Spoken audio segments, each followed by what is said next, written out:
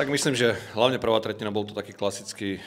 ten prvý zápas v sezóne v tom prípravnom období, bol to aj pre Duklu Trenčín, aj pre nás ten prvý zápas a bolo tam cítiť, bolo tam dosť nepresnosti, ale ja som aj hráčom po zápase povedal, že na to, že to bol prvý zápas aj pre nás po ťažkých 2 týždňoch tvrdej driny,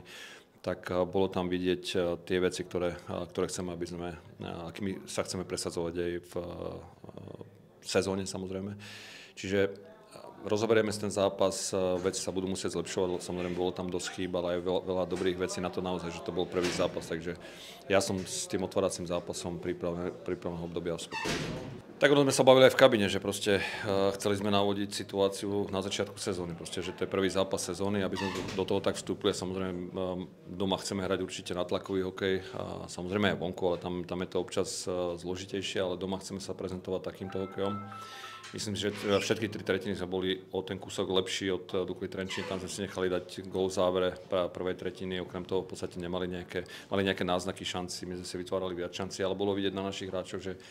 ešte majú tie ruky také trošku stvrdnuté pri spracovaní puku, tie prihrávky neboli úplne presné, čiže keď toto vylepšíme, tak potom všetko pôjde jednoduchšie. Ja na rovinu sami vyzeral v tréningu lepšie ako v dnešnom zápase, samozrejme je to tiež aj pre neho prvý zápas, sami má veľký potenciál, čo sa týka strelby, korčulovania, spolupráce s hráčmi, s ktorými je v nálade práve,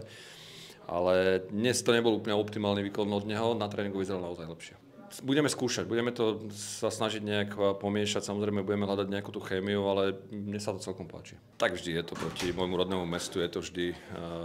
o tom, že chcete ich ešte viac poraziť ako ostatných súperov. A to sa podarilo, ja som zabudol vlastne aj hráčom povedať, že im musím zaplatiť niečo. Uvidíme, koľko to bude. V celej príprave sme chceli hrať s čo najkvalitnejšími súpermi a ja som veľmi šťastný, že sme dokázali dohodnúť v prípravnom období aj Kometu pred tým ich vstupom do tej CHL. Takže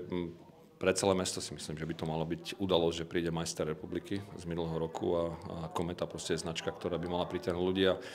Oni nás preveria určite, o to nemám strach a čím silnejší súper, tým lepšie pre nás. Určite my potrebujeme vyskúšať aj tých mladých chalanov, čiže v tých 8 zápasoch, ktoré odohráme, chceme dať čo najširšiemu počtu hráčov tú príležitosť, aby sme naozaj hľadali tú chémiu, aby sme skúsili rôzne varianty aj pri prípadných zraneniach, takže o tom bude celá tá príprava.